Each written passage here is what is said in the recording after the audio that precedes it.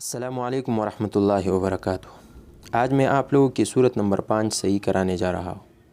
पहले हमने अलम तरा की सूरत सही कराई और उसके बाद लिइलाफी की सूरत ठीक कराई। तीसरे नंबर पर अराअयतल्लज़ी की सूरत सही कराई। चौथे नंबर पर इन्ना अतौइना सही कराई। तो आज हमारी सूरत नंबर 5 कुल या अय्युहल काफ़िरून, इस सूरत को मैं सही कराने जा रहा हूँ और ये 10 सूरतें सही कराना ये मेरी ज़िम्मेदारी है। आप हज़रात इन सूरतों को गौर से सुनिए और जिस तरीक़े से मैं पढ़ के बता रहा हूँ वैसा पढ़ने की कोशिश कीजिए।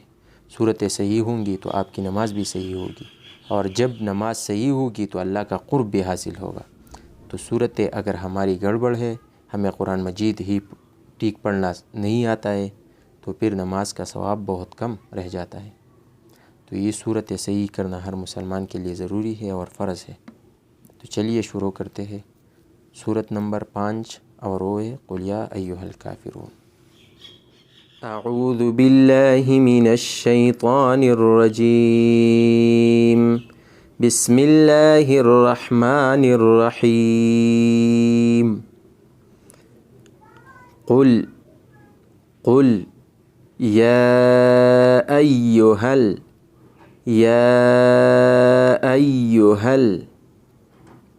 काफ़िरून قل يا أيها الكافرون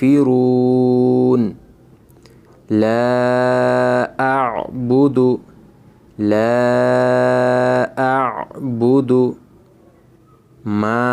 تعبدون لا أعبد ما تعبدون ولا أنتم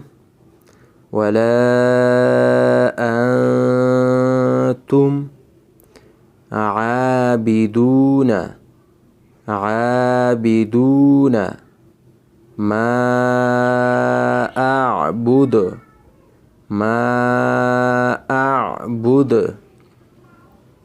ولا أنتم عابدون ما أعبد ولا أنا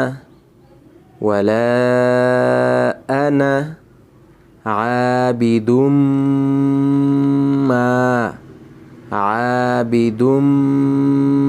ما عبدتم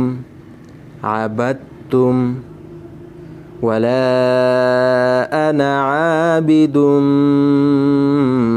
ما عبدتم ولا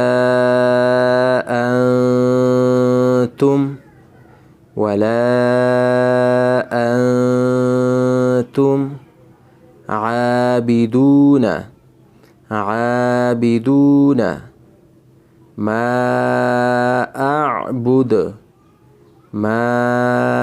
أعبد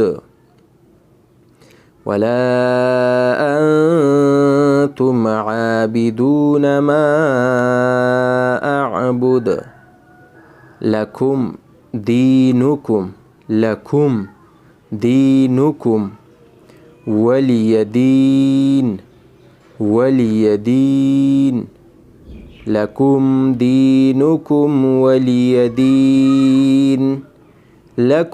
دينكم ولي دين بسم الله الرحمن الرحيم. قل يا أيها الكافرون لا أعبد ما تعبدون ولا أنتم عابدون ما أعبد ولا أنا عابد ما عبدتم ولا أنتم عابدون ما أعبد لكم دينكم ولي دين. صدق الله العظيم.